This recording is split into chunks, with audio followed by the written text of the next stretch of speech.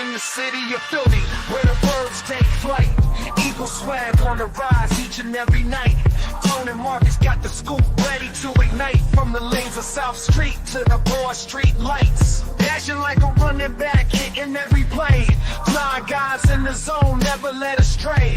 Talking touchdowns, talking game day. Huddle around the mic, hear what they gotta say. Fly like an eagle soars in the sky. Tone and Marcus always standing by, bringing their heat, call it do or die. Philly squad, hear the battle cry. Fly like an eagle soars in the sky. Tone and Marcus always standing by, bringing their heat, call it do or die. Philly squad, hear the battle cry. Wingspan wide, catching all the vibes, breaking down the huddles, catching all the tides. Every storm they face, never taking sides.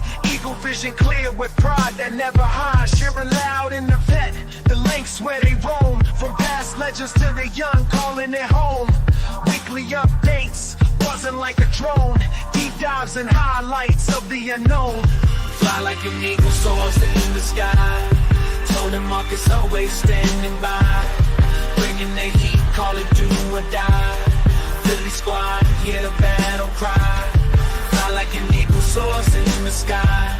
Tone and Marcus always standing by, bringing their heat, call it do or die. Philly squad, hear the battle cry.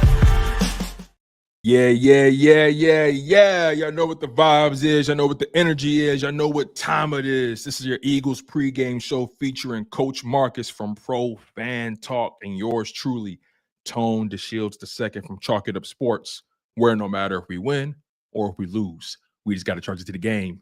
Means a lot to be here with you guys, man. We've been grinding today. We've been putting out a lot of content, man. We just did a call-in earlier, Marcus, for like 2.5 hours. It was crazy, man. I had people coming in left and right, man. It was dope, though. It was cool. The vibes was right. A lot of people tuned in, man. And listen, I had somebody ask me, they said, Tone, where is this time? Where is this energy coming from, right? Somebody else responded and said, hey, listen, Tone running off of Red Bull hopes and dreams. Man. I had to correct him. And I said, no, brother, I'm running off of rent hopes and dreams. You feel me? Facts. So shout out to them, man. But Marcus, how you feeling, man? It's a hell of a night, good, man. bro. Good, bro. Just got off with I did a show with DT Sensei Command Time, bunch of Washington fans, but they was good people, man. So we'll definitely be hooking up with them again, man. So you know how it is, man. We grinding together, man. Grind and grow together, bro. There's enough people at the plate, enough room at the plate so everybody can eat, man. So exactly. You know, I tell people all the time, I said, listen, I know y'all got options. I said humbly, I'm like, listen, it's a lot of people out there killing it, and y'all still decide to kick it with us. That goes a long way with me. So, absolutely. You know, let's not waste their time, man. We know we made them wait an extra 5 minutes, but they're here, we're here, and let's just crack this egg open. So, Eagles, Commanders, Thursday night football, prime time. The world will be watching. It's rumored that this has potential to be the most viewed Thursday night football game of all time. That's what I'm hearing. Really? It's trending that way. That's what I'm hearing. Okay. So, you know, Eagles 7-2, Commanders 7-3. Yeah. A lot on the line for both teams. Still at that mid part in the season. Only the first matchup between them, but clearly this is a 2-horse race in this division. I made the bold prediction that whoever wins this game tomorrow will win the division in the end. That's my bold prediction. But give me your perspective on just this game tomorrow, the rivalry. Just give me your overall purview. I agree with your assessment of whoever wins this game is going to win the division. But I will put an addendum that whoever wins this game and stays healthy to the end of the year. That is the catch, right? That is the catch. Stay healthy. You got to stay healthy. You got to stay healthy. So this is going to be a barn burner. Might be a lot of points scored. I hope not. I hope our defense can show up and do what they've been doing for the last 4 weeks. This is going to be a game where Zach Bond is going to be on display. This is going to be a Zach and Nakobe game. And also Quinyon Mitchell. Because every receiver that Quinyon's come across, he's had a good game. I don't think he's had a bad game yet. But you come up against Scary Terry, and he is balling as of late. So this is going to be another test for him. And when I was on the other show, they talked about that because they were like, every time you get some young corner that have been having success against everybody else, Terry McLaurin just tears them up. And I was like, I said, you're not wrong. I said, but all I want Quinyon Mitchell to do is to continue to do what he's been doing. That's all he got to do. That's all you got to do. It's funny you say that. It's funny you say that because they asked Quinyon about Terry. They said, you're going up against you got another tough matchup this week. Terry McLaurin, what's your thoughts on him? He said, oh, yeah, for sure. Very good receiver, technician, fundamentally sound, runs great routes, for sure. And they asked him, they said, does anything change? He was like, no, never changes. Never. The process don't change. Correct. They watching film like everybody else. And one thing that people, they missed this. I know people saw it, but I didn't hear too many comments about it. Did you hear Nakobe Dean, the game against Jacksonville, when he was talking about the pick play, when he got the interception at the end of the game? Earlier in the game. I've been waiting on this all game. Mm-hmm. And the reason I bring that up is these dudes are on their film study like nobody's business. And they're getting to the point, which is what you want to see, where everybody knows what's going on. They are the defense is getting in the zone. We talk about Saquon like that because usually that's a skill position thing. When your receiver or your running back or your quarterback gets in the zone, he's hitting 10 in a row and, 5 yards of carry and your receiver's catching everything in the vicinity. But when the defense gets in the zone and they see things happening, as soon as he goes in motion, they know where it's going. They study game is so on point, they can make things happen before it happens. And I think that's where our defense is getting to right now. Zach Bond is on another level. He is unquestionably the MVP of the defense thus far. And Nakobe Dean has been playing lights out. He has been paying dividends ever since the break, man. Whatever Vic Fangio did is working. And we just got to, like I said last time, the more reps they get, the better we look. So we're just going to keep that momentum going.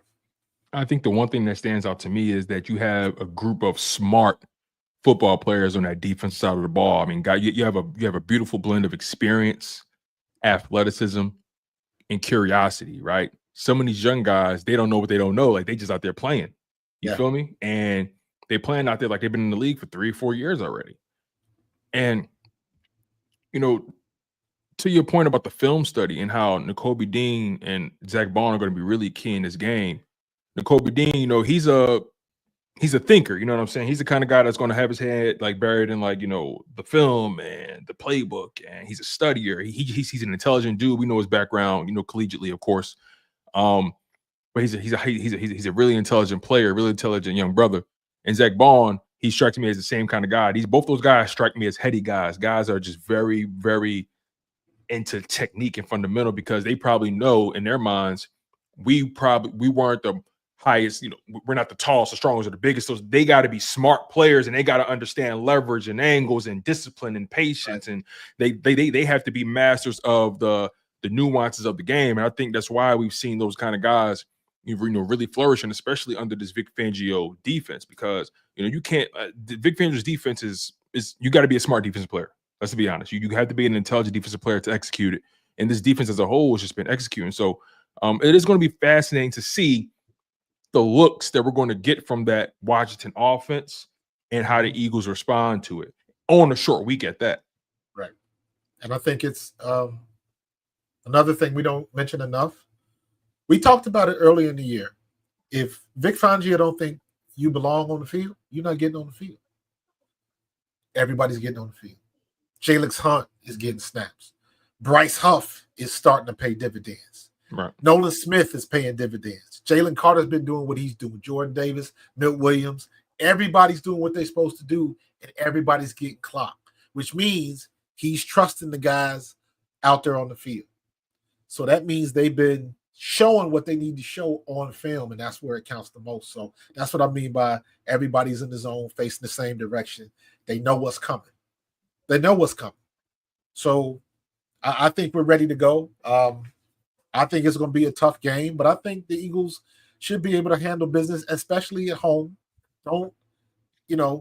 We've proven that we don't have to come from behind. We don't have to have a slow start.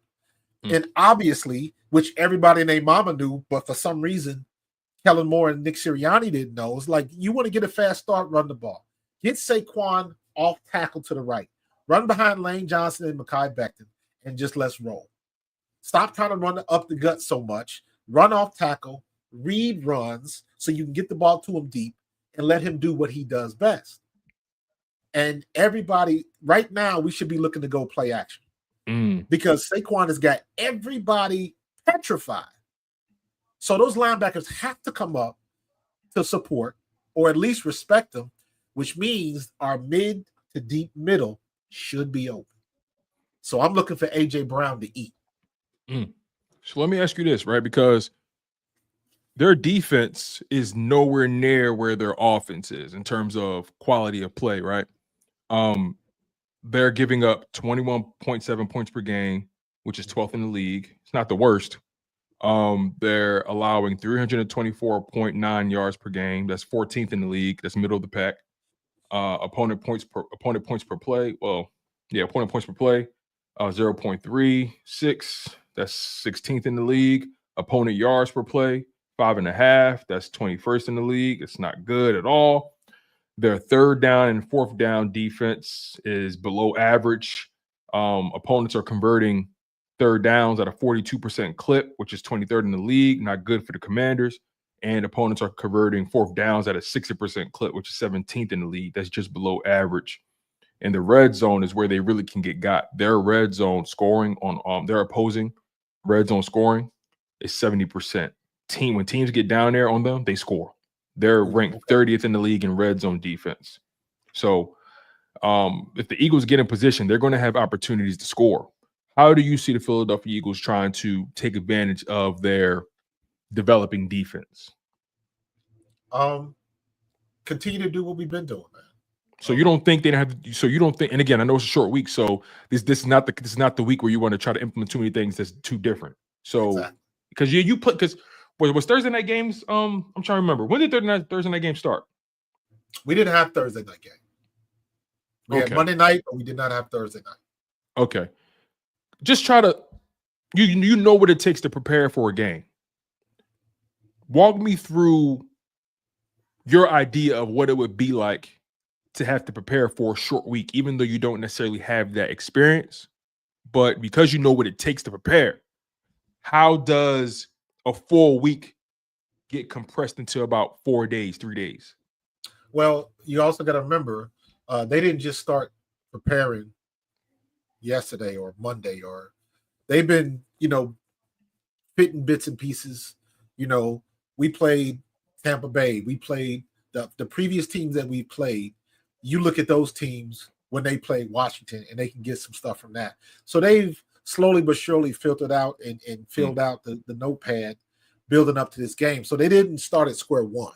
They already have some stuff together. Plus, a lot of, usually in a situation like that, when you get a new coach and stuff like that, they go back and see what that coach may have done for another team somewhere else. Because new coaches, they don't start over from scratch when they go to a new team. They bring their stuff, they bring their playbook, their schemes, all of that type of stuff. So you can gather information from that. But I think the big key is that gives us a little bit of an advantage is because that we could rest all of our guys in the fourth quarter. And every advantage is an advantage. We talked about that, right? We talked about that last week in the pregame. I said to you, it's going to be so imperative for them to just put their foot on their neck so they can get that extra quarter. You played this game. Having that extra quarter in the bank to carry over to the following quarter probably means everything for a running back, right? Absolutely. So what I think practice was, it was a lot of walkthroughs, a lot of film study, and a lot of cold tubs. That's what it is. Everybody, whatever. I'm sure they got some hyperbaric chambers and all of that kind of stuff in there. All the technology that we didn't have, they using all of that stuff. So because all you're doing is mental reps this week. You're not running routes. Everything is a walkthrough because you're doing everything you can to conserve your energy and get better after that for that quick turnaround. So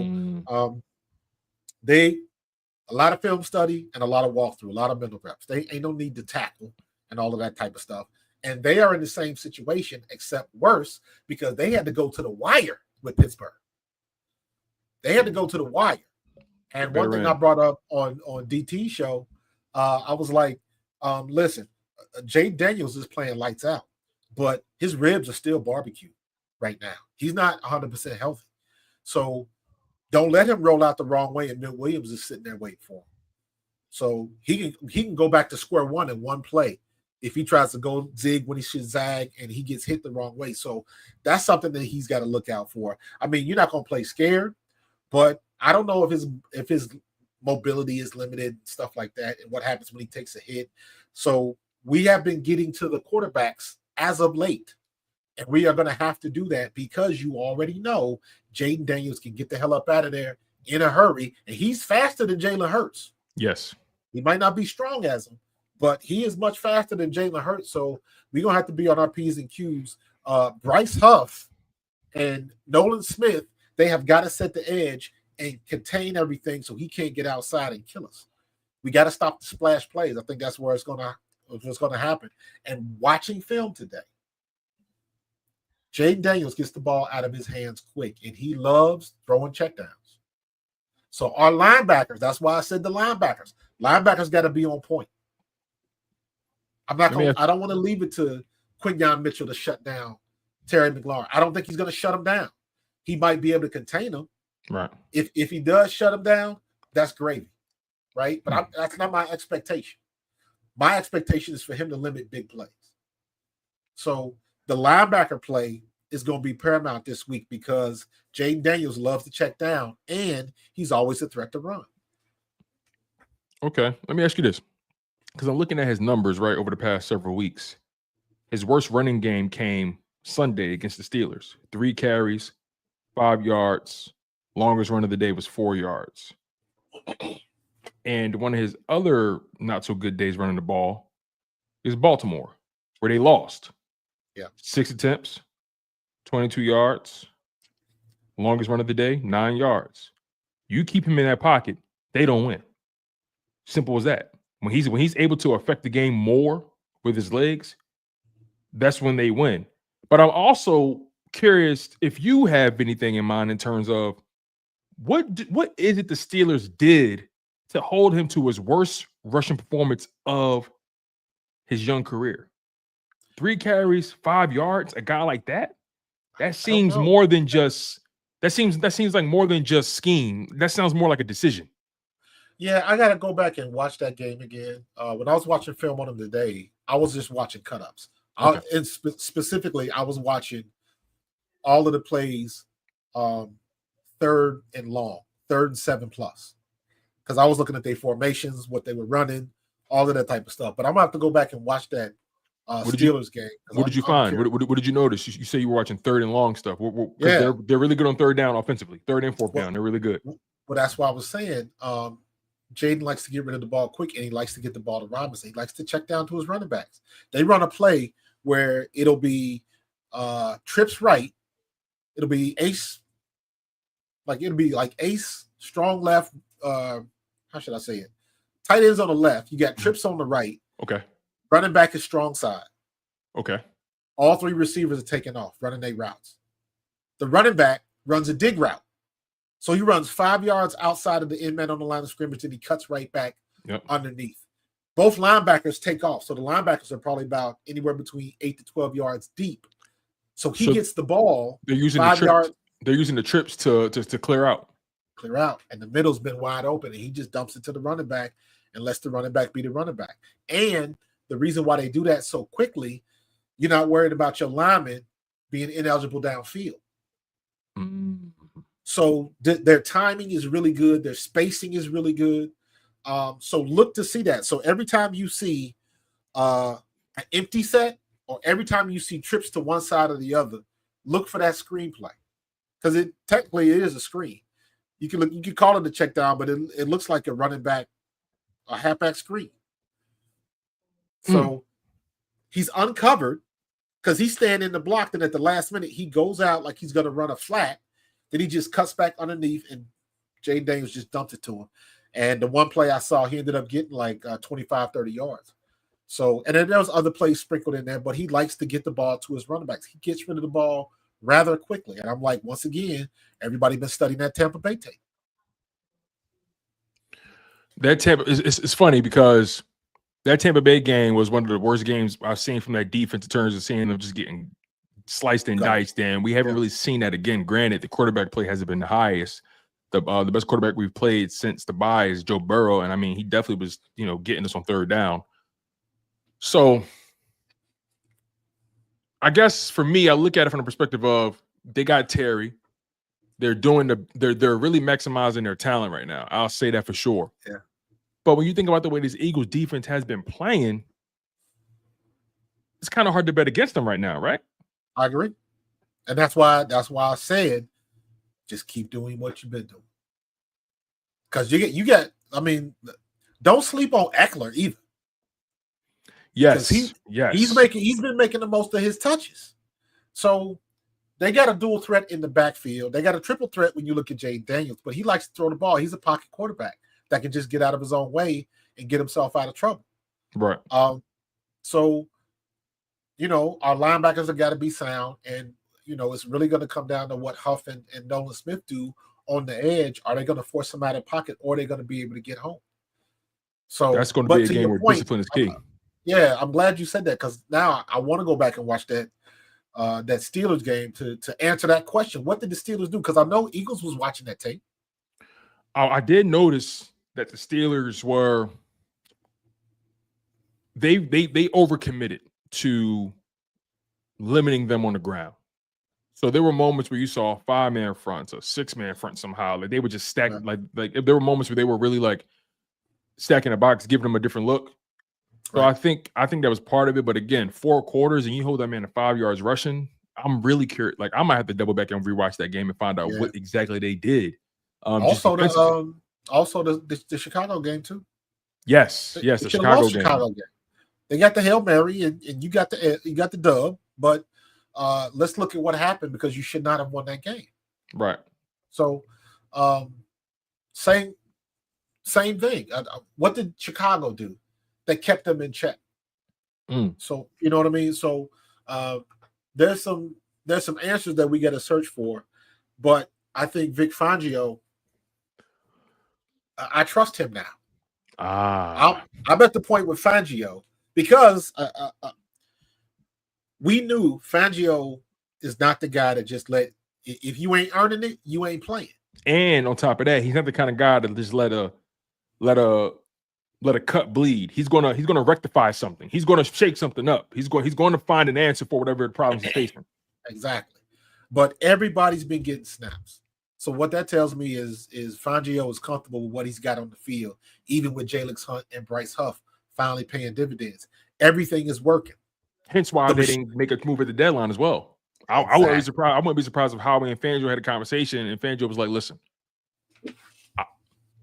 as of right now, all my guys got my trust.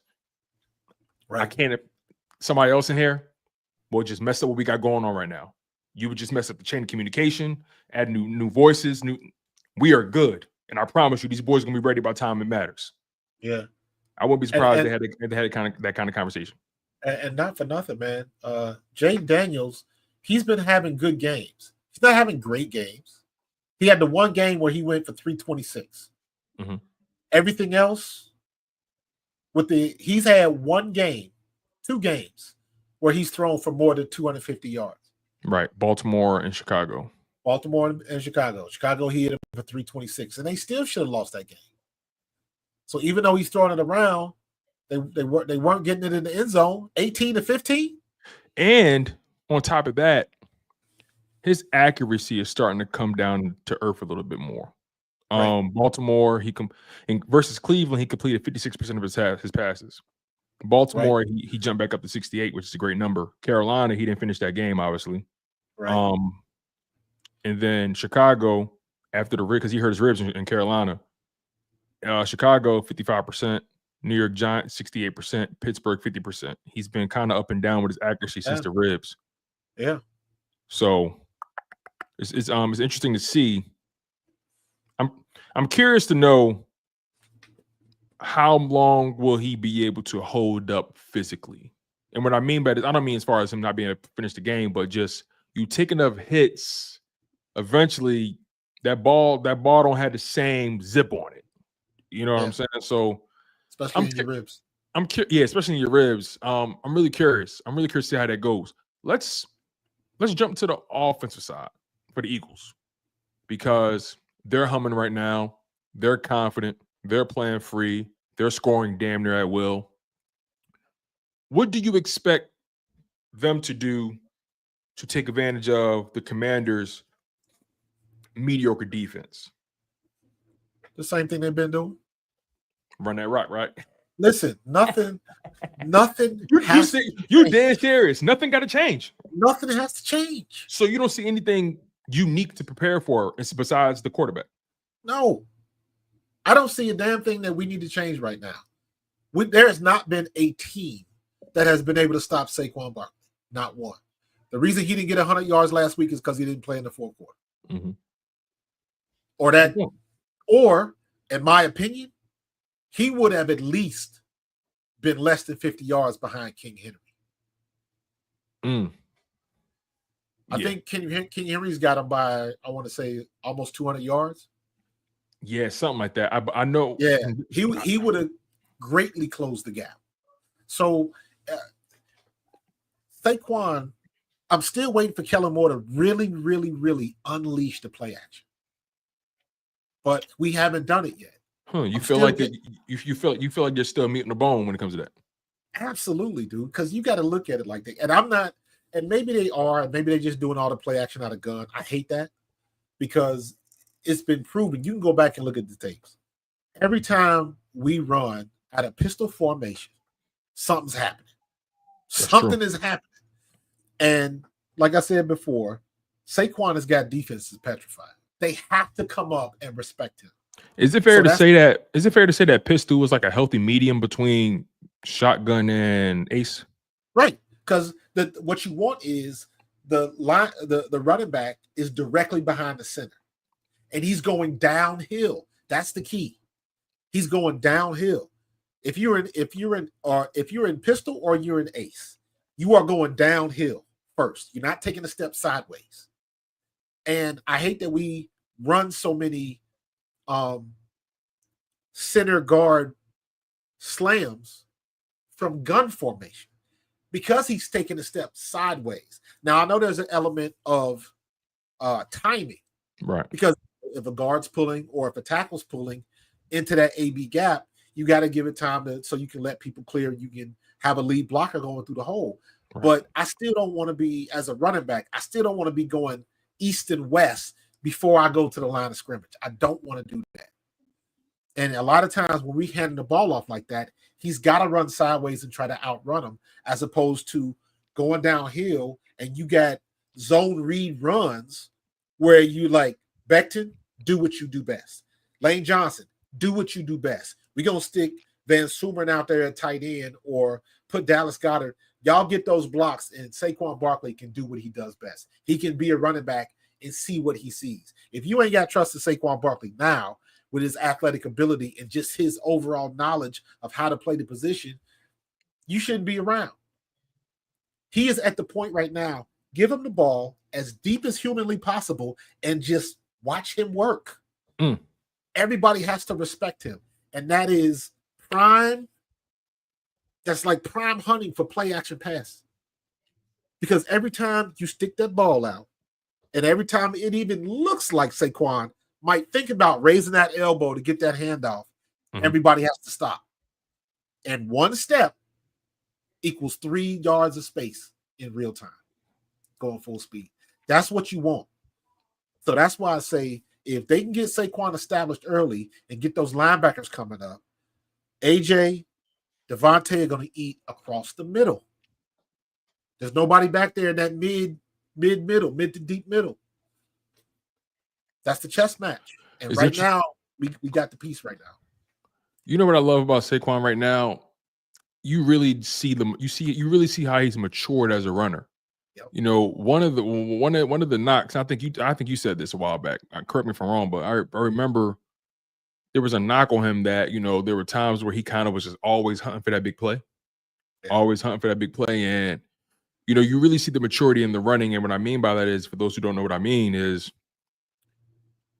he's not Okay, remember when Deuce Staley was constantly getting on DeAndre Swift in Detroit about just instead of just getting north-south, he's constantly just hunting for another gap or trying to break wide or attack the edge instead of just following the blocks. You're seeing Saquon kind of just surgically dismantling defenses. You're seeing the 4-yard run there, the 6-yard run there, the 7-yarder. He may get a 3-yarder, a 5-yarder, 8-yarder, 4-yarder. Like he's clearly like matured as a runner where he's completely comfortable taking those. And then he'll pop you. So Saquon truly is the X factor of this offense without a shadow of a doubt. This team goes as far as Jalen Hurts and Saquon Barkley will take them. I believe that. Mm-hmm. Absolutely. And I believe that wholeheartedly. And Mailata's coming back. Absolutely. So now, that's a big find. Mailata is an X factor because I need really? to see. Yeah, I need to see. You got your wind back, your legs. You got your legs underneath you. There's a lot that comes with that when you're talking about somebody that's 320 pounds, 6'6", to just step on the field and that's a very high expectation to have him back to Pro Bowl level. So, is this going to be a rust game? Is he not going to rust off this game? We'll see. So that's the X factor for me. So I'm going to be watching Mailata. Are there any other matchups that you've kept your eye on that you're really curious about? I know you mentioned the Quinyon Mitchell, Terry McLaurin matchup. And obviously the Eagles don't have their corners follow. They follow a strict scheme, right? But are there any matchups, be it in the trenches or whatever it may be, that you're really curious about? I want to see Jalen Carter in that center. Go at it. That's their the same. Offensive line has been. That's the center from Dallas, I think. Benavidez, right? What's the name? Biadaz.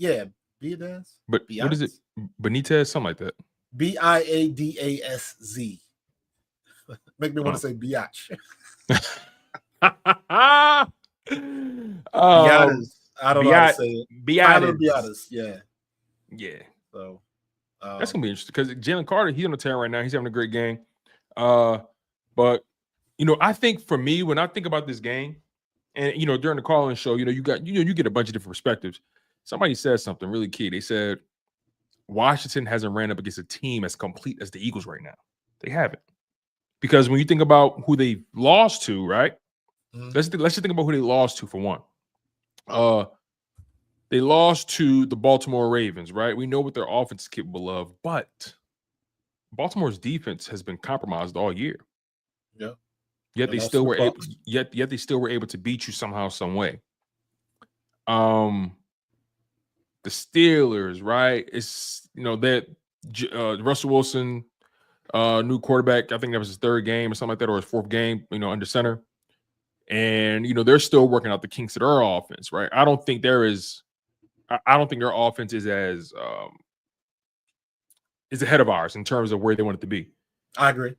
And I think about other teams. I think about other teams they played, right? I mean, they played Cleveland. They played all these other teams that have they have their stuff they got to figure out. Arizona, they beat them. Arizona's a better team this year, but they're nowhere near where they want to be. But the Eagles, it seems like they are in mid-season form right now, and they're still getting better. That's the scary part about it. So I guess I'm looking at it from the perspective of is it fair to surmise that the Washington Commanders could be running into a buzzsaw? Absolutely. Because one thing that I meant to bring this up, but I forgot to when I was on the other show. You got to look at the Bengals took them to the wire. They won 38-33. Defense giving up a lot of points, right? The Ravens, 1 possession win. The Bears, 3-point win. The Giants twice. The Giants took them to the wire. They only beat them by a combined 8 points. Yes. Which is as insane. bad as the Giants are. So Daniel Jones put up points on you. So, you got to take that into consideration and look at things in context. The only dominant win that they have had is the Panthers. That's it. Oh my God. Who else have they dominated? Arizona. They dominated Arizona too. Okay. 42-14. But I think Arizona's a bit overrated, if you ask me. That's just my opinion, though. Gotcha.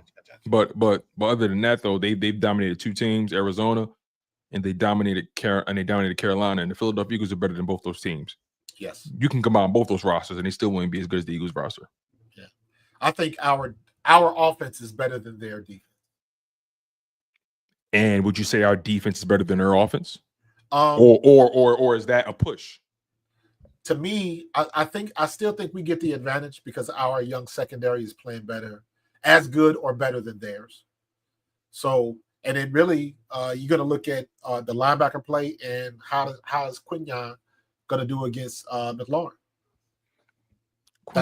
He's been so steady, man. He's been solid. He's going up against so many different variations of wide receiver. He's had the full palette, the full Rolodex of every type. He's went up against every type. He went up against the big body physical guy and Mike Evans. He went against the technician, the route runner, and Amari Cooper and a Malik Neighbors type. You know what I'm saying? He went up against the all-around demon and Jamar Chase. Like he's went up against every type of. He went up against the versatile receiving core of the Green Bay Packers, right? You know, they don't have a clear number one, but they're versatile and they're all talented in their own right. And he held his opponents to whatever he held them to. I mean, Chris Olave, right? A speedy technician guy, right? He hung with him, you know?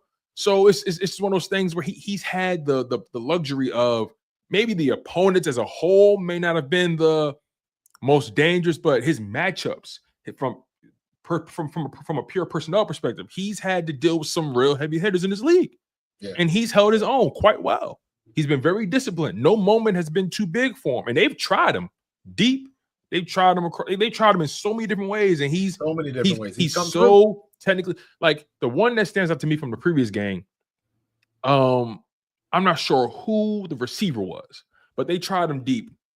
I think it was the deepest ball Cooper Rush tried to throw. And Quinyon, he used leverage and he basically just took away all the real estate the receiver had. So no matter what the receiver did, it was an incomplete pass. He wasn't bringing. Even if he caught it, you're out of bounds. Like he just understands positioning. His recovery speed is insane. You know, he's just a really, really, really good rookie. My man S Blunt here with the $1.99 super chat. He said, should Eagles go 5-man front to stop the run? It's interesting he asked that question because if you notice, Cooper DeJean has been playing 100% of the snaps. Yep. What does that tell you? Cooper DeJean is a defensive back / linebacker / safety / whatever else you want to put it. Which means they're living in what formation? Nickel. Yeah. And that's what Fangio wants. That's what he wants to be in nickel. He needs to have players that are capable of tackling so he can stop the run while in nickel. It's not easy to do. Typically, when you're in nickel, you're compromising your run defense. Typically. And don't forget, Nakobe has been the rush guy. Nakobe's been the blitz guy. And Zach Bond is just covering everything else because Zach Bond is every freaking where. Yes. You know what I mean? So so to answer this question, I would say no at first. I would just see I would see if I have to overcommit.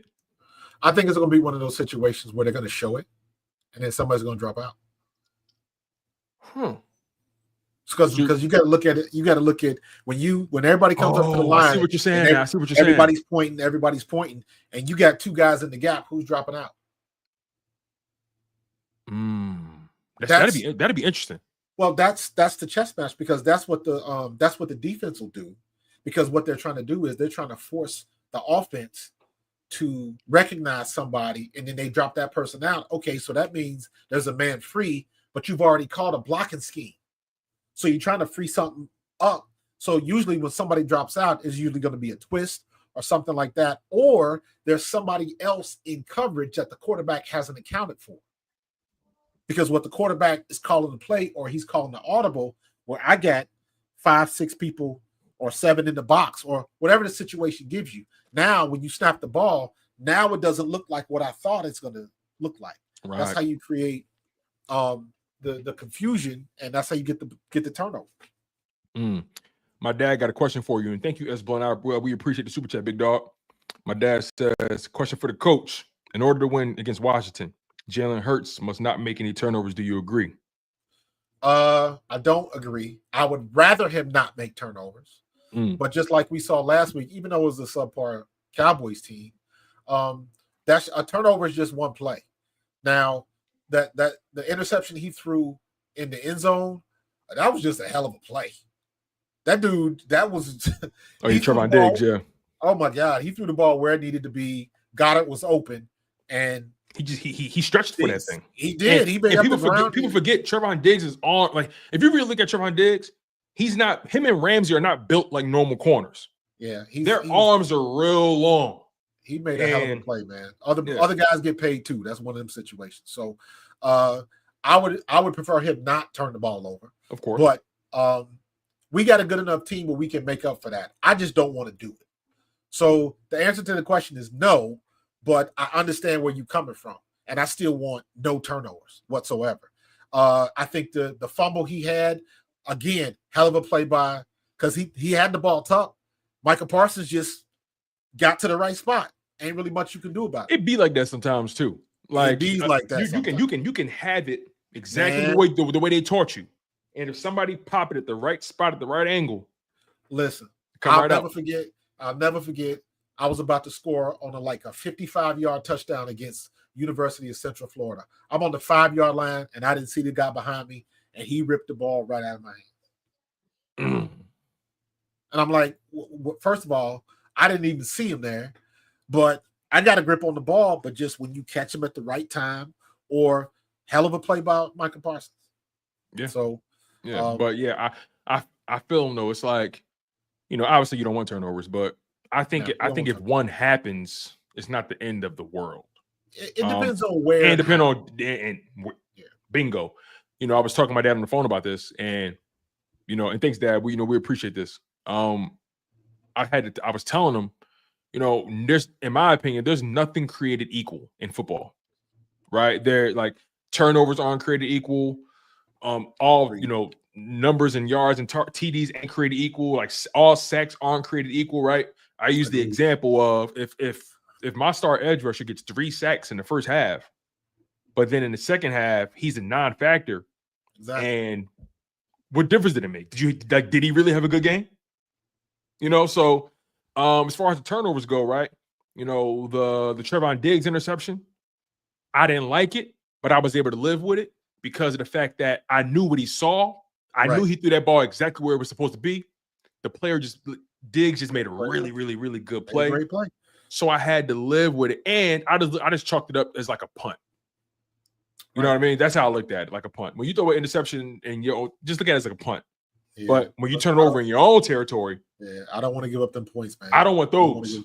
Those are the ones that piss me off the most. If you turn it over, on before the 50-yard line on your own side of the field, right? Because at that point, it's a guaranteed 3 points for them. And look at it like this: if you would have watched the first half of that game, and let's say you had to go to work, you'd have been at work like, what happened to the game? Did the Eagles pull it through? Did the Cowboys, take it? Like, what happened in the game? Because that first half was horrible. It just wasn't. It was up and down for sure. Start. It was the first few drives was like, it was like punt, touchdown, fumble. No, I'm sorry, interception, punt, then fumble. Yeah. It was weird. Then touchdown again. It was just nasty. Second half, we got it together, and Dallas fell apart. I don't know what the hell happened to Cooper Rush, because last time we played Cooper Rush, he's pretty damn good. He was hot garbage the other night. Looked like a shell of himself almost. Like he looked like he wasn't prepared. He looked like he had no pop. Like he didn't have it was no twitch. Yeah. Like, perfect example, when he fumbled what's going on? When he fumbled the ball, like his first fumble, when they snapped it, it went in his hands. Even his reaction just looked so like he was in molasses. It was I think it goes back to what you just said. He didn't look prepared. He didn't. For whatever reason, he just did not look like he was ready to play. So yeah, but we got the Commanders tomorrow, and we know they're gonna be ready to play. We know they're gonna be ready to play, and history. I think in the past 6 matchups, we're 5 for 6, as far as beating them, like in the past 6 matchups, we won the past 5 or won 5 of the last 6. Yeah, I don't count obviously, that.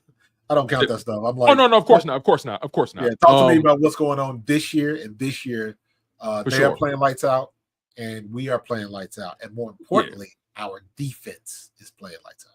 You know what came up earlier too? The whole idea of how this defense has been constructed and how potentially this probably awakened a different perspective in Howie Roseman and how he builds his team. Because typically, they normally build inside out, front to back, right? And in 2022, your team, the strongest part of your team was the front.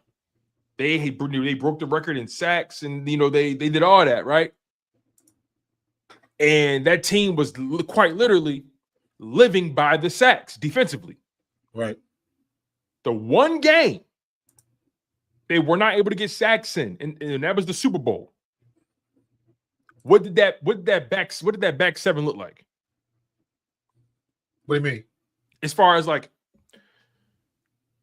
we knew all year in 2022, they were getting sacks, they were getting home, they were wreaking havoc in the trenches, right? Right. So then the one game they were not able to get pressure on, or at least get to the quarterback, was the Super Bowl, and they lost that game. Yeah. And the defensive backs, your linebackers, got exposed. Yeah. For their limitations, so to speak. So now in 2024, your defensive line isn't anywhere as dominant as it was in 2022. Right. But your DBs and your linebackers have been playing at an elite level. Whereas though your D line has kind of been playing at I would say, above average, not fantastic, but good. They've been solid. But and they still get home a little bit. The sacks aren't coming from one place. It's a community thing as far as getting sacks. So is it fair to surmise that this team is I don't know if better built is the terminology, but is it fair to surmise that this team is more prepared to face elite quarterbacks than the previous 2022 Super Bowl team or defense was, because of how they're built and how they're playing defense this year versus how they're playing defense in 2022? That's fair, because you gotta look at the difference between what Gannon was doing and what Fangio was doing. So I think the mindset was kind of reversed, because usually old school coaches do what Gannon did. I'm gonna do it my way. My way is working, bend but don't break. And everybody's eating because of it. And then in the most important game, it didn't matter. What Fangio, he had whatever it was we were trying to figure out the first 4 or 5 games, and then Tampa Bay happened, and then was like, okay, that's not working. So he ripped up the perspective and made a new one. And that new one is paying dividends. And to me, that's the key, that we got coaches on both sides of the ball, it seems, that are willing to scrap the ideas and talk to the guys on the field to find out what works. And it looks like that's exactly what we're doing. Because when's the last time we done had rookies on defense playing as well? That's how you know that's how you know there's something different going on right now. Exactly. There's something different going on. It's not just you drafted the right guy. You're developing them, and whatever you're teaching them, they're trusting it and they're executing it at a high level. That's the biggest difference for me from then and now. Your team is significantly younger, and you still have one of the better pass defenses in the league, just like you did in 2022. You're not getting nowhere near as many sacks. Nowhere near as many sacks. That speaks volumes to me. But it's still effective. You got a guy at linebacker who's arguably the MVP of your defense, who was a castaway. He was a guy caught, lost in the sauce in New Orleans. You thought he was going to come up here and he'll be good on special teams. The only thing he is out tackling everybody. So understanding what you got, understanding what your vehicle can do and pushing it to the limit, but you got to be able to push it to the point where you're getting the most effective performance from what you have.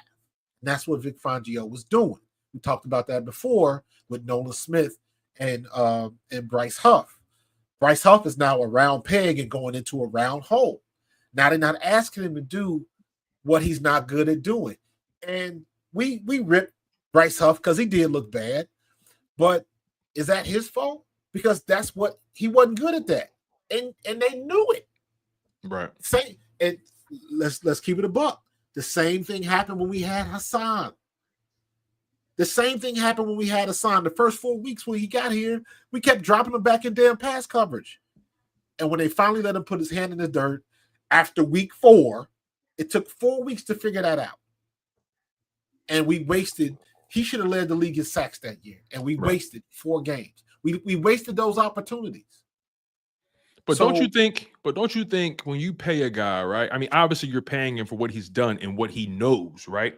You're paying him for what he's done and you're paying him for his current skill set. But also, I'm assuming in those conversations, you're also paying him based off of potential and what else he could potentially add to the skill set, right? Yeah, but you got to go with what works, man. You got to go. I agree. No. But I think that's always the conundrum that I think coaches and even fans deal with in terms of how they evaluate a player, how they're judging the player. It's like, okay, yeah, they signed him, but how are they using him? Are they using him in a way that's conducive to how he got there in the first place, how he got the money in the first place? Exactly. Easy example. Look at Miles Sanders and you look at DeAndre Swift. Oh, yeah. Perfect. Both of them got 1,000 yards, but I will argue with anybody. Miles Sanders should have led the league in rushing. DeAndre Swift should have led the league in rushing. But we didn't use them right. Both years they were here. Got you. Correct. We finally are in the situation where we got a running back that still has the possibility to lead the league in rushing. And they're finally using him like he should be used. Like a premier running back should be used. And you see it's paying dividends. Don't buy the Corvette and then get mad because it got stuck in the mud. It's not an off-road vehicle. Put it on the track. You want to drive off-road, you better get that Jeep. So understand what you're using, and it seems like the optics are that Vic Fangio has finally figured out. And Kellen Moore to a certain extent. The only thing that still bothers me about Kellen Moore is we still running them long-ass pass patterns. We still running 10-yard routes. That's why Jalen Hurts is taking a lot of these sacks.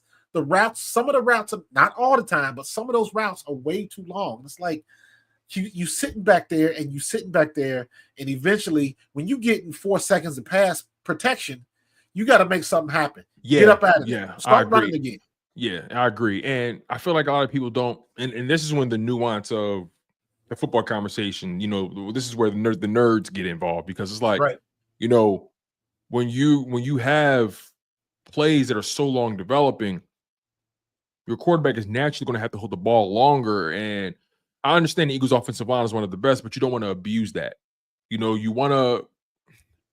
just don't want to continuously have your quarterback in those situations where he has to always hold the ball because of the routes that are taking forever to develop. And people tend to put that on Jalen Hurts, like, oh, he can't read the defense. He doesn't throw it in anticipation, all that kind of stuff. And it's like, okay, right. But are you guys evaluating the route concepts he's waiting to develop? Or are you guys just looking at it from a perspective of, okay, he didn't get rid of the ball in less than 3 seconds. He can't see. Like, it's, right. You know what I mean? Like, I feel like there's so much more nuance in how Jalen Hurts is discussed that some people just don't want to dig deep into because either they're lazy or they have an agenda. Yeah. And he's definitely got to do some things better. Of course. I will say this. I think teams are scheming him to their rush lanes are his sight lines. I think that is by design. I think that's the reason why are we the only team in the damn league that can't run a freaking screen pass? We can't run a good running back screen to save our life. And I'm not talking about the quick throw in trips formation to the receiver out there. No, I know what you mean. I'm talking about the classic quintessential screen pass. Simple as that. Brian Westbrook was a king. Darren Sproles type screens. We used to eat off of those when Andy Reid was here. Darren Sproles is damn near a Hall of Famer just on screen passes, man. And we don't utilize that, and we got the people to do it. But I think they practice the sight lines and stuff like that. there is some merit to that. And I think if you look at some of the dropbacks that Jalen has, when I'm watching film, one thing I always do is I stop the tape at the top of his drop. And immediately I'm like, okay, what does he see? And a lot of times, more times than not, wherever he's looking, the play hasn't finished developing yet. So now he needs more time, because you're talking about maybe a second to a second and a half. Just probably maybe a second at the top of his drop. So now you got less. You should have less than 2 seconds to see everything develop. And if they still running downfield, it's probably not going to have to happen. So I think what Jalen is going to end up doing as we get closer to the end of the regular season is he's going to start bailing again. Because remember, we talked after that Atlanta game, I was kind of criticizing, like, hey, he's getting out of the pocket a little too quick for me. Right. Stay in there. Remember that? I remember. I retract that. Bro, do what you got to do. He said, I retract that. Do what you got to do. Because he's a smart runner. It's not like he's a violent runner. If you don't see it, get out of there. In my opinion, he's giving up too many sacks because he is trying to stay in the pocket, waiting to develop. And I also think he's taking the sacks because he's looking at it from the perspective of protect the ball rather than force something down the field. And I can respect that. I can appreciate that. But when you're taking 5 sacks in the first half, tying a career high, that's alarming. And at some point, one of them sacks going to be the one. And I don't want to put that into the universe. So I'm actually at that point now as well, where I'm like, look, I want the best version of Jalen Hurts. Drop back, 1, 2, 3, it ain't there. Get your ass out of there. Jalen had 2 sacks against the Cowboys, where because Overshown was just showing the gaps, and one of those sacks, I like him too. One of those sacks was because Kenny Gainwell just whiffed. Yo, did he ever? Like, I mean, like he it looked like he really didn't want to block him. Now it was a technique thing. Okay, it was a technique thing. You say a game of inches, basically. So just imagine you got a gap in front of you, and you coming from an angle, and literally, what he did. You know what? If you go out your office right now and go into the hallway, right? If you step into the middle of that hallway, your wife can probably still walk by you on one side or the other. True. That's what Gainwell did. He stepped into the middle of the hallway, and Overshown just came right off that tackle's hip. Oh, instead of using leverage to try to force him to one side, like whenever you blitz pickup, you always go inside to outside. He just came a little bit too outside. Because that way, at the very least, you can direct the traffic. You can direct traffic rather. It's easier to guard 1 lane than 2 lanes. Correct. And Overshown got skinny. That makes sense. That's what he did. What he's taught to do. He got real skinny. He came tight to Dickerson's hip. Dickerson was engaged, so Dickerson wasn't going to touch him. But he came tight to his hip, and Kenny Gainwell just overshot. I can't even say overshot the hole because it wasn't a big hole. He just got skinny and stayed so tight to that offensive guard that Gainwell just missed him, and he couldn't even put a chicken wing on. Mm-hmm. So different things like that. What I was going to say was 2 of those sacks Jalen took. He had good protection, and it was one of those situations where the offensive lineman just couldn't keep blocking Parsons for that long. Right. Parsons ended up cutting back, going underneath, and that's where Jalen stepped, and they ended up sacking him. But there's no way Jalen should be holding the ball that long. Throw it away. Yeah, I'd rather you throw it away. Shoot, throw it away. So, but I understand what he's doing because he's done it too many times. He's waiting for that big play, or the play is a long developing play, and you're looking for AJ or Devontae going deep because he's been killing them like that. His deep balls have been ridiculous this year. The curse of the gifted.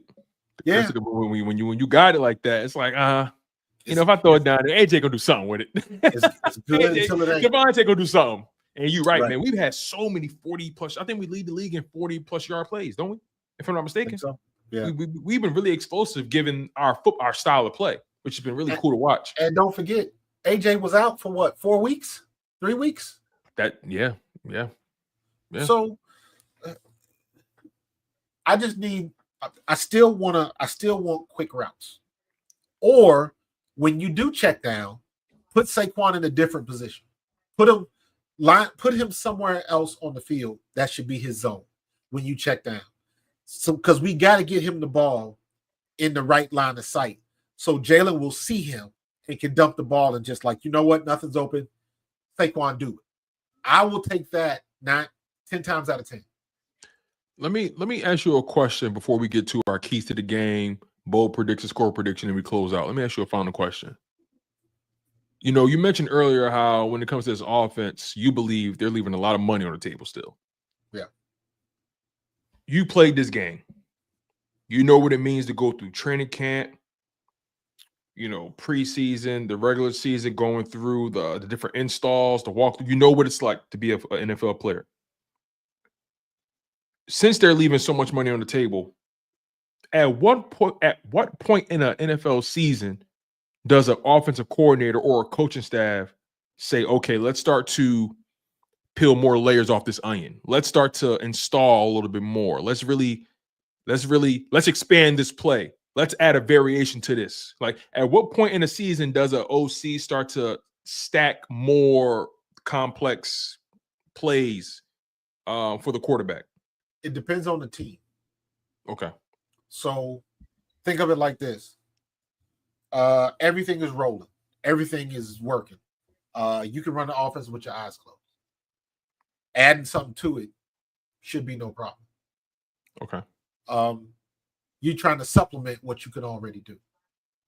Now, if you're having problems, you're going to do the same thing. You're going to add to it, but you're adding to it trying to solve a problem. This is not working, so I got to find something else that can fill that hole. So that's addition by subtraction. Right. So for whatever reason, I can't get this block. He can't get open. We're susceptible to the blitz. Whatever the reason is, if it's not working, you pull in something else out the playbook to make it work, as opposed to you being in a situation where everywhere is working. If that defense is the perfect defense for this play call, I know what to audible. I know who to send in motion. I know what shift to do. Everything is already there, so you're not thinking about it. That is when you can add other stuff, the stuff that's in the deep annals of the playbook that you don't see a lot. And that's just addition, no subtraction. Go back to the Super Bowl and that play when they scored that touchdown, when they came in motion and went right back out. Oh yeah, the Chiefs. Yeah. We wasn't ready for that at all. Right? So at all. That was something Kansas City ran one time in like week 3. You know what I mean? So but I'm saying that to mean that when it comes to play calling and stuff like that, they were in the zone. Andy Reid is in the zone. Patrick Mahomes is in a situation that I hope Jalen can get to one day, but I don't know if we keep regurgitating all of these coordinators. Yeah. It means something. Coaching matters, and it means something when you have a coach. It means something. I wish Shane Steichen could have stayed. Damn, I wish he could have stayed. Yeah, because we would have been right back in the mix last year. I would have loved right back in the mix this year. I would have loved to have seen what the next iteration of that would be under Shane Steichen. I would have loved to have seen that. I mean, it's so funny, right? You have Steichen with damn Saquon. Lord have mercy. You know what's so funny about Steichen since his name came up? You know, when Jalen Hurts is going through his turbulence, people would say, yeah, you know, Steichen made Hurts. You know, Hurts ain't gonna be the same, you know, without Steichen, all that kind of stuff, right? And now he's playing the way he's playing. And obviously, Steichen and that team is struggling. Anthony Richardson can't do what Jalen Hurts can do. It's like Anthony Richardson struggles under Shane Steichen's offense, which is very friendly to his skill set. Right. Just completely exposes the uniqueness in Jalen Hurts. It like that should illuminate Jalen Hurts' value that much more. Because not just any quarterback can just run, not just any mobile quarterback or dual threat quarterback can just go in there and run that scheme. You got to actually be able to throw the ball. Correct. You got to actually be good at your job. You actually got to be good at quarterbacking. And so Anthony Richardson struggles in Shane Steichen's offense, again, which is very friendly to his skill set, should just illuminate the greatness of Jalen Hurts and how good he is. It's something interesting. I don't know if you saw this this post I did on Twitter this morning, where I said Jalen Hurts is not a legitimate quarterback in the NFL. Winning only matters when you check certain boxes. And basically, I was TFOH. Get the freak out of here. I think I saw that, actually. I think I saw that. because I found a clip that said Jalen Hurts has a record of 40-19 as a starter with the Eagles. 40-19. And I'm working on a script for this. I went back and I looked at all the way back until 2017, and I'm gonna go back a little bit deeper. And I pulled all of the first round draft pick quarterbacks. And you look at all of the names, and out of all of the names, who's actually doing anything?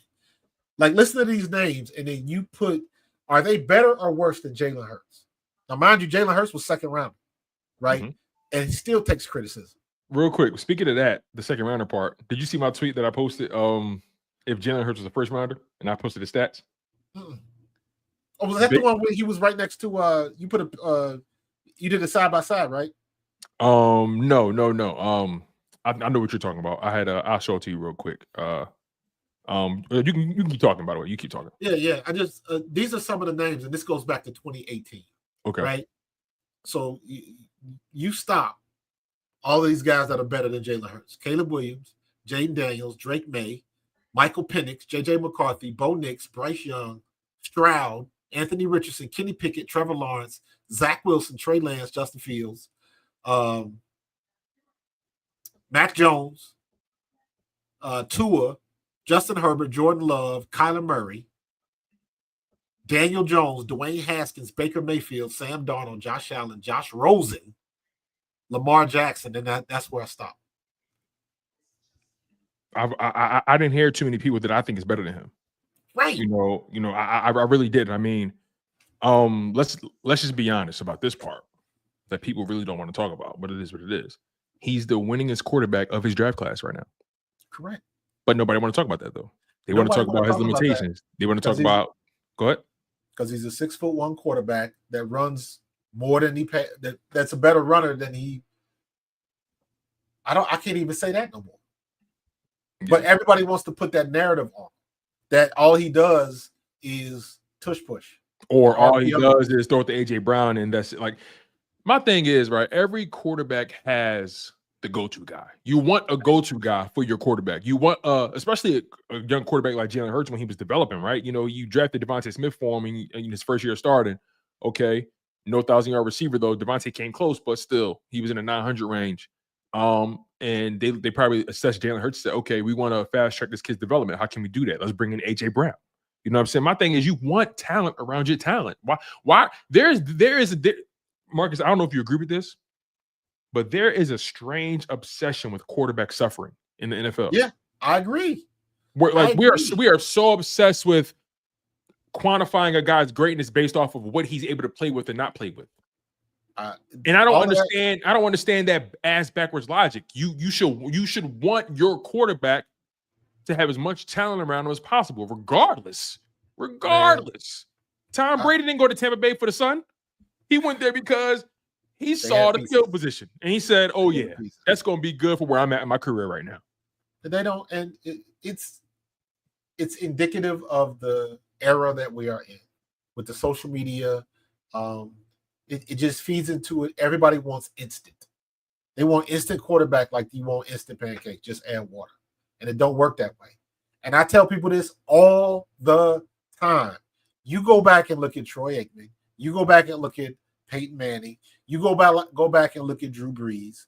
You go back any of the great quarterbacks that are already in the Hall of Fame, and you go back and you look at how long it took them to develop and who they played with. Troy Aikman led the league in interceptions for like 3 years. Peyton Manning did the same thing. He broke the record. Peyton Manning didn't have a snap without Marvin Harrison and Reggie Wayne. And then you got Andrew James and Dallas Clark. And then you got arguably the greatest offensive lineman that ever lived in Dallas, Larry Allen.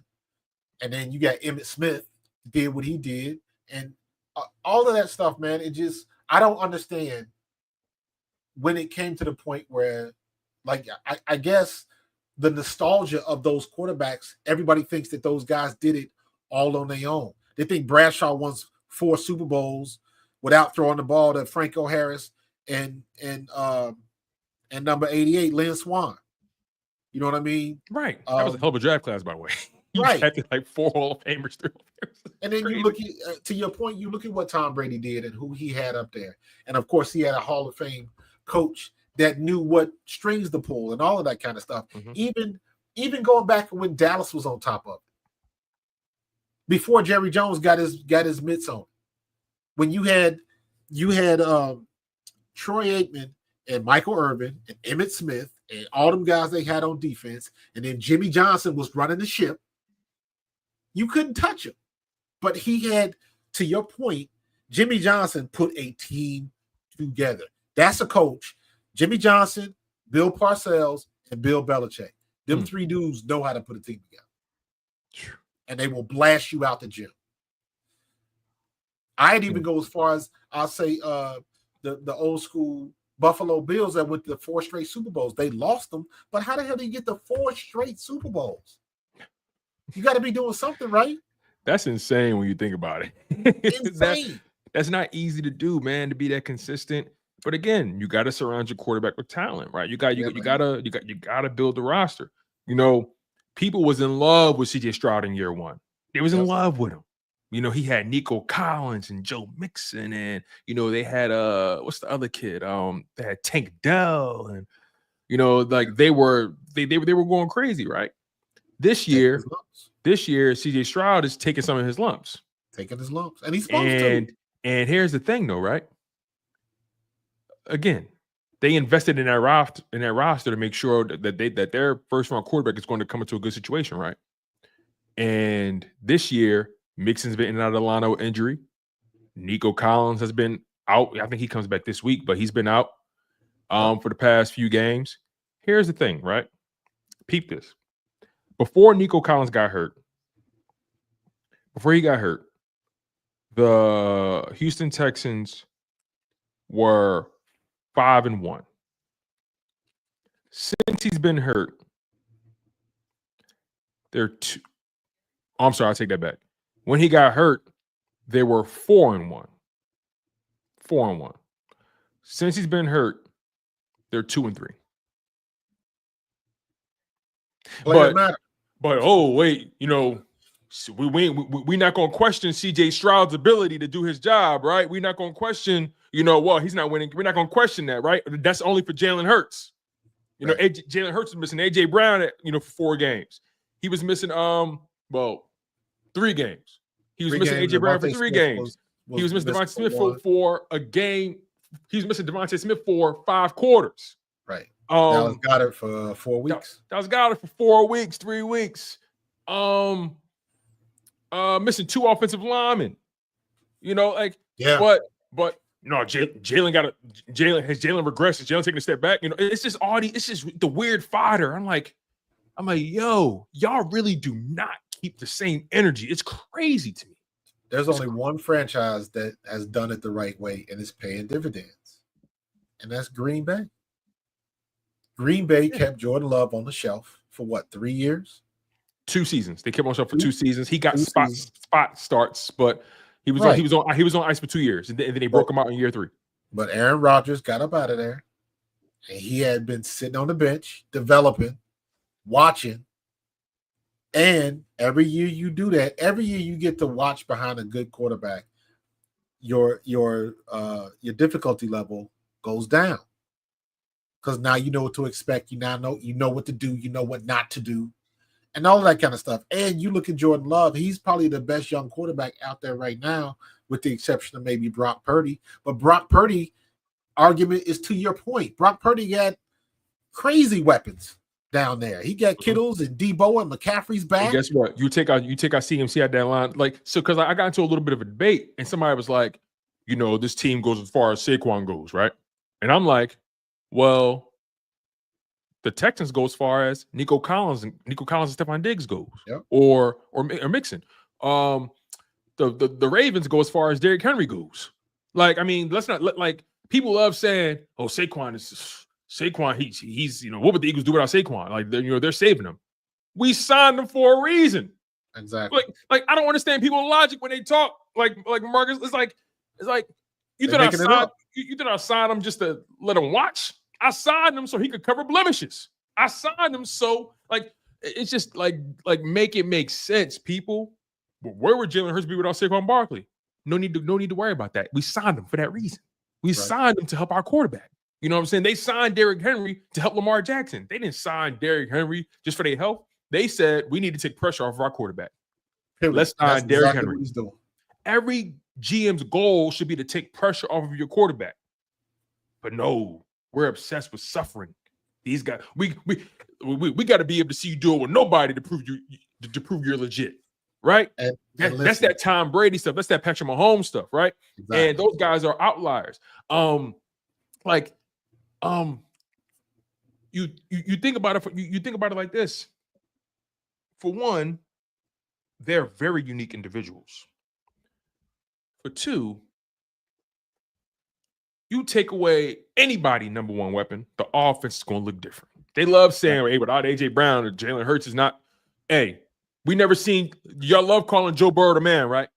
We never seen him without Jamar Chase or T. Higgins or one or the other. We never seen it. We y'all love calling Peyton Manning the guy, right? With all due respect, we never seen him without Reggie Wayne or Marvin Harrison or Dallas Clark or weapons in any capacity. He had Emmanuel Sanders in his prime. Remember that? Like, so again, we just gotta stop. Like, we gotta stop these lazy football conversations. It's exhausting. But I don't know what people want. At the end of the day, like when I was on the other show, and we'll get into the score predictions and stuff like that. But even when I talk to you, I really don't like giving score predictions because to me it's irrelevant. Yeah, it's just fun. Exactly. It's just for That's fun. all it is. That was the point. My favorite score is too much to not enough. Eagles win. That's my favorite score. Too much to not enough. That's it. Are you really an old head, yo? He said too much to not enough. I'm gonna use that. Want to win, man. I'm gonna use that, man. I like that. You know what? That's the score prediction. Too much to not enough. That's the prediction, y'all. That's the prediction. Facts. If I had to give a score prediction, though, if I had to tell you what too much was, I got the Eagles 31. I got the Commanders 21. 31. I got 31-21. 31-24.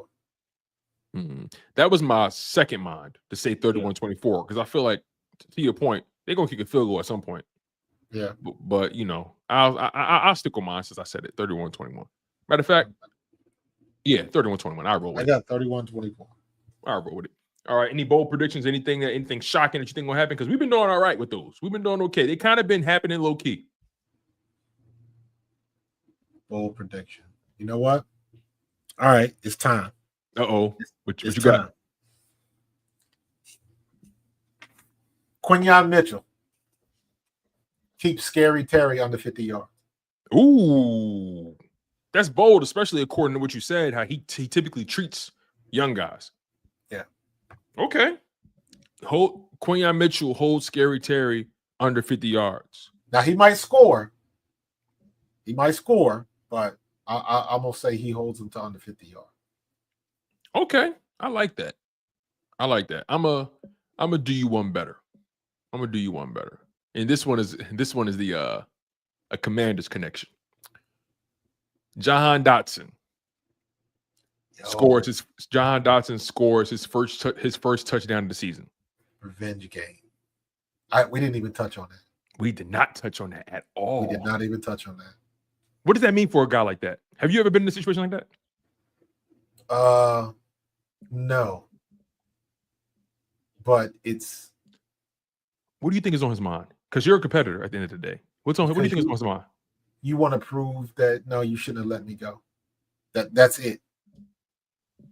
You thought they were better than me? I got you. And Hurts is the type, in my opinion, Hurts gives me the type of guy that's like, hey, I'm gonna make sure you eat in this game. But like, you know what I mean? He give me that type of like just making sure, like, hey, I know this one means something to you. So I'm gonna make sure. Perfect example. He just has little things that he does. When he got the quarterback sneak in, he gave the ball to Saquon because Saquon got him down there the whole time. He just does little things. I wouldn't be surprised if Hurts gives him an extra look in that game. So yeah, my bold prediction is Jahan Dotson scores his first touchdown and has over 50 yards receiving. If the Eagles just wanted to run rough shot, I don't understand why we don't do this more often. They would have about 5, 6, 7 different formations, and it would be all the rub play. It would be all the mesh crossing across the middle. Nobody can stop that. Right. Nobody can stop that. Now you switch it up. Maybe one time it's Saquon and Smitty's in the slot and they cross across the middle. Maybe another time it's Jahan, Dotson, and AJ. Another time it's Dallas Goedert and Devontae. You can switch all of that up based on formation. But again, because you got Saquon Barkley back there and he can freeze those linebackers, that is so dangerous. That is so dangerous. Because number one, they got to freeze because they got to take a step up to respect. Number two, now you crossing on the mesh and do they either bump each other or they avoid each other and lose ground. Either way, we coming open, and I don't think we take advantage of that enough. I felt like we saw more of those routes prior to the bye week. It's crazy. I agree. But we nitpicking because we are ass after the bye week. So, That's for sure. I go back to what I said. Just keep doing what you was doing. Just keep doing it. Keep running the ball. Run the ball first, and every now and then stop running the ball inside so much, man. Let's get outside and let's get Saquon some room. Those are the keys to the game, y'all. I want another backwards hurdle. That's what I want. No, I don't want him doing that no more. That shit was scary. Yo, matter of fact, real quick, last thing. As a running back, when you saw that, as a former running back, when you saw that, what's going through a running back's mind when he's sifting through the traffic and he in his bag? I mean, what goes through a running back's mind when he's feeling it like that? When you saw that play, what the hell was you thinking? With with your running back brain, I did a video about that, and I said that he's when stuff like that happens, he's in the zone, he's in the matrix. Everything slows down. Everything slows down from the snap, and you see everything. What was that movie on Netflix? Everything everywhere all at once. Yeah, that's what it's like, and it just seems like the world is slowing down. And you can be running a toss sweep left, and everything that happened on your right side because your brain is just open to it. And he was in his zone like that, man. It wasn't for me. It wasn't a hurdle. It was the avoiding the one guy and then spinning inside. Yeah. The inside spin is what got me. And when you look at it from the end zone footage, his body lean was like damn near 30 degrees. So to be able to lean like that, get your balance, get your head around on a spin, and then come back about 90 degrees and then jump backwards. To do all of that and to did you hear him explain it? Did you hear him explain what was going through his mind each step of the way? He just played ball. He said, "Yo, facts." He said, honestly, I was just playing free. But then he was talking to Nate Burleson about it. They interviewed him prior to the Cowboys game. Yeah. And basically he was saying, like, he made the first guy miss. He tried to juke the second guy, but he kind of he couldn't shake him. So he spinned. He said he wanted to go right on him, but he spinned and he went to the outside. He spun inside, and I was and he said the third guy, he said he tried to spin on, he said he was going to spin on him again, but he couldn't bring his body all the way around. But he knew he'd like to go low. So he said, fuck it, I'm just going to jump. Sure did, because the kid lowered his head. He closed his eyes when he went for the hit. He didn't even know he was like, what happened? Even at the pro level, there's a lot of guys that'll still close their eyes before they try to make a big hit. And you can tell who does that because they immediately their head goes down, and when they do make a hit, their whole body just goes directly down. You have got to see what you hit. Prevents injuries, and it doesn't you keep yourself from embarrassing yourself. Mm-hmm. Hey, on that note, y'all, let's put a button in the show, man. We really appreciate y'all for locking in on this early edition or late edition, however you want to describe it, of the Eagles pregame show. Giving you guys your breakdown of this Thursday night matchup between the Eagles and the Commanders. It's going to be a hell of a game. Your Eagles are 7-2, looking to go 8-2. The Commanders looking to go 8-3. Whoever wins this game takes the lead in the division. I'm of the mindset whoever wins this game will win the division. That's my bold prediction from that. Even though there's still plenty of football to play, I think this game is going to have more gravity on the back end than we think. So that's my mindset. What's that? That was my screensaver. Oh, word. Oh, yeah. That's fly. That was an alumni practice. Right. Yeah. So, I was on a Discord server the other day. Yeah. From when I'm playing that video game, Maximum Football. And, how was that? I heard you like it. I do like it pretty good. I'm gonna do another review. I'm gonna do a proper review of it because it's still early release, but I'm enjoying it. It's rough around the edges. Is it as good as Madden? No, but I didn't expect it to be. But I'm enjoying it, so I'm gonna keep playing it and keep supporting it, and hopefully one day it will be as good as Madden. Because I heard about this game. I like, didn't they kind of tease this game like years ago, saying like, "Hey, something's coming out that's going to challenge Madden or whatever it is." It was released in 2020, I believe, but I believe it was called something else. Somebody else bought it, then somebody else bought it. Now this small team has it.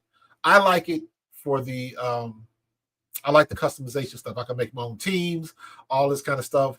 I got an Eastern Kentucky team. I got a Scottish Claymore team. Me being a member of Alpha Phi Alpha, I got a team called the Alpha Land Pharaohs, all that's black and gold and all of that kind of stuff. That's fly. I love doing all of that type of stuff, man. But it's a solid game. It's a small development team, and I love it because when I go on their Discord page, you can talk to the guys that actually create the game, and they'll talk to you, and that's what's dope. going on, if you got bugs. So it's been very intimate with talking to them. I've never experienced nothing like that before, so I like it because I grew up. Me and Willie T used to play Front Page Sports on a computer. And that was one of them games where you had to make your own plays. Mm-hmm. You had to draft your team. You had to create playbooks and offensive schemes. It was deep, and we would be up for hours. Didn't it seem like the older games had more detail in them than the absolutely the newer ones? Absolutely, and they were way less. The file size were way less. Dude, you had to come up with your game plan and save it on floppy disk. We spent hours playing that game, man. Hours. That's crazy. But I've always, and me being an artist, I love, coming up with my own stuff. Right. So of course I did the Eagles. So I got the Kelly Greens, and you can customize the player. So basically the game. That's what I saw on your Twitter. I knew I saw it. Yeah. Okay, I saw it. The game gives you players. The game makes up players, right? Okay. And you can go in and change the names and all that kind of stuff. So of course, if I get a 6'6" receiver with a 90 speed, you know what? That's Harold Carmichael. And number 17. So I made the Eagles. The only bad thing about it was the way they do the helmets. You can design your own helmets. So I can create a custom logo, import it into the game, and I can use that logo on my helmet. But you can only do like decals. So I can't do the Eagles wings that come across the front. I can only do something that goes on the sides.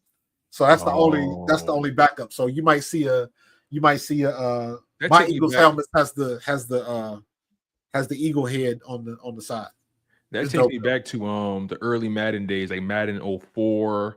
Yes, with Michael Vick on the front, where you were able to literally create a franchise. Exactly. They're doing the same thing. Create a stadium and all that. And you know what? That was back when Madden had competition. That's why this game is doing. Man, you should check it out. Do it on Steam. It's free. I'm gonna check it out because can I access it on PS5? Not yet. I think Xbox is coming out in February next year, and I'm not sure they haven't made anything haven't made any announcements for PlayStation yet. So, but it's Tiburon. fun. Shout out to Chaotic, the Tiburon. Yeah. Yo, yeah, for sure. Definitely. Yeah, you're taking me back. Damn. I used to. We kind of get on the weeds now, but I promise y'all we're going to end the show. But there was when I was younger, I was obsessed with like creating stuff on like video games. So like I was always creating a player. I would always make like a 6'5", 6'6" wide receiver, brolic as hell. long hair. If he was a white guy, he'd be long hair, tatted. If he was a black guy, I put the dreads. I mean, all the gear, to make him just a behemoth. Like when you look on the game, you could tell he's not real. Right. 395 tailback, all that bro, kind of just stuff. Crazy. So just throwing go balls all day. Go ball. I love that kind of stuff, man. I was talking to my grandson the other day. Yeah, and he reminded me. He was like, "Yeah, I remember when you, I used to play Forza on the Xbox. I used to play Forza as well. I had Forza Motorsport 2. Yeah, at the time I had a projector, so I would have it hooked up in the living room and I would show it on the wall. Right. But if you remember Forza, you could customize cars down to the lug nut. Dude, I was spending hours. I had a Fantastic Four car. I had the thing. I had to stop playing it. I had to stop playing it for that reason, though. It was I had a Afro Samurai Mini Cooper. It was dope. It was dope. I had pictures of that. I don't know where the pictures are, but I had all of that stuff, man. I wouldn't even play the game. I would just create cars. Love that stuff, man. Love it. Dog. I had to stop playing Forza. It was taking up too much. Like my mom came in and was like, "Yo, did you shower today?" Forza and Destiny. When I was still at Apple, we would play Destiny. You was playing Destiny? My homies in college was playing Destiny crazy. Like they love Destiny. Like is Destiny like do people still play Destiny? They still play. I'm just not on it anymore. But okay, I feel you because Destiny was a fun game. I like the way it looked. It kind of gave me a. It was like this. It felt like a blend between Halo and. It gave me Halo vibes, but it wasn't that. Yeah, it was a multiplayer, so you had to play in groups, and we would go on the raids. You know what it felt like? It felt like a combination of Halo and Phantasy Star Universe. I don't know if you know anything about that. I know about that, man. Come on, dog. I'm not. Hey, I ain't no disrespect, big dog. No disrespect. I'm a Phantasy Star 2 OG, bro. Yo, I used to play Star Ocean heavy. I was an RPG guy. Fantasy Star, Ninja Gaiden. Ninja Gaiden was that work. Oh my god. Final Fantasy 4. Let's get out of here, though. We're in the rabbit hole, yo. We're in the rabbit hole. It's funny.